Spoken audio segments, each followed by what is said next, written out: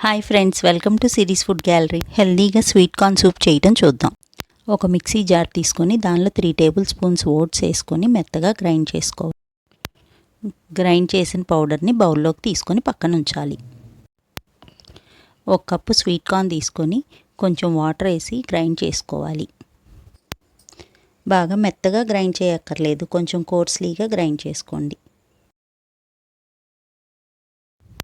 Stove మీద ఒక pan పెట్టుకుని దానిలోకి 1 స్పూన్ నెయ్యి వేసుకోవాలి. నెయ్యి వేడెక్కిన తర్వాత ఒక బిర్యానీ ఆకు, సన్నగా తరిగిన వెల్లుల్లిపాయ ముక్కలు వేసుకొని కొంచెం రంగు మారేదాకా వేయించుకోవాలి.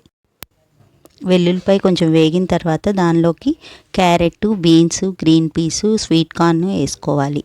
ఆ తర్వాత గ్రైండ్ చేసిన స్వీట్ కార్న్ పేస్ట్ కూడా వేసుకొని కొంచెం 2 మినిట్స్ ఫ్రై చేసుకోవాలి.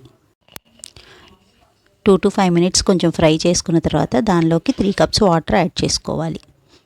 కార్న్ఫ్లోర్ బదులు ఓట్స్ వేసుకుంటున్నాం.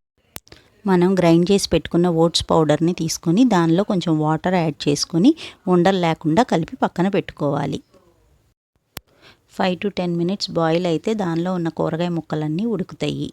బాగా ఉడికినాయో లేదో చెక్ చేసుకొని అప్పుడు మనం ఓట్స్ కలిపిన వాటర్ని పోసుకోవాలి.